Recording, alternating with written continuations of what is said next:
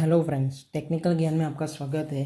आज हम बात करने जा रहे हैं 4 स्विच, एक रेगुलेटर और एक प्लग का कनेक्शन कैसे करें।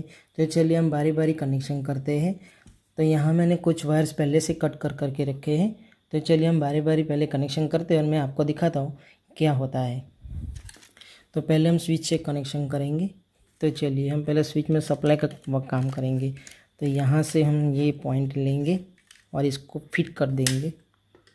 ध्यान रखिएगा कि कोई भी कनेक्शन लूज ना हो।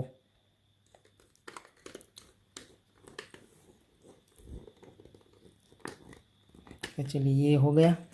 अब यहाँ से कनेक्शन में आएगा यहाँ।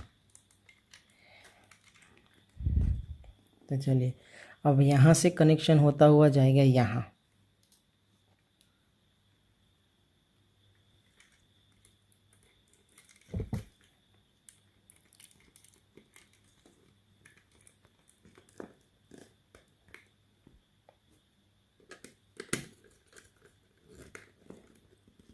चलिए ये कनेक्शन हो गया।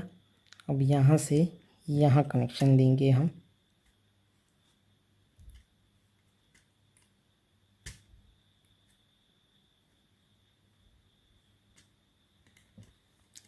ये कनेक्शन यहाँ आ गया।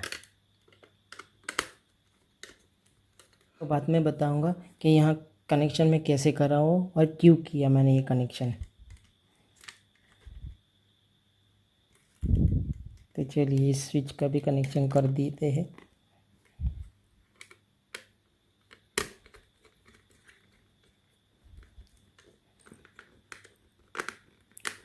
चलिए हो गया टाइट।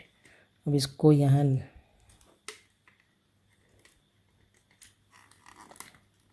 टाइट कर लेते हैं यहाँ।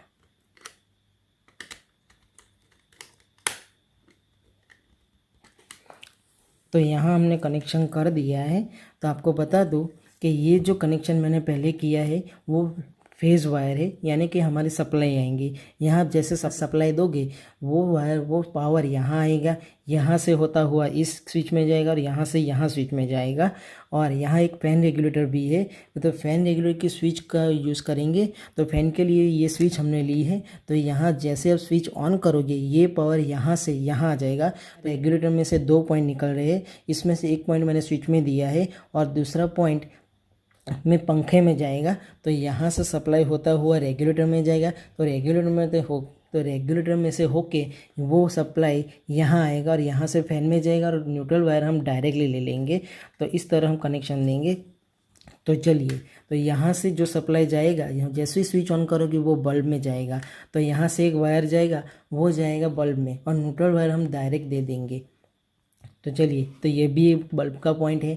जैसे वो सप्लाई वहाँ से होता हुआ यहाँ आया, यहाँ से होता हुआ यहाँ आएगा और यहाँ से होता हुआ यहाँ आएगा। और ये स्विच किसके लिए मैं अभी बताता हूँ। तो ये स्विच है बल्ब के लिए। जैसे आप स्विच ऑन करोगे तो पावर यहाँ से यहाँ आएगा और यहाँ से होता हुआ बल्ब में जाएगा और न्यूट्रल वायर हम डायरेक्ट दे देंगे। तो चलिए अब हम इस स्विच का कनेक्शन करते हैं। तो ये स्विच प्लग के लिए है। तो प्लग के सप्लाई के लिए हम स्विच कनेक्शन करेंगे। तो चलिए,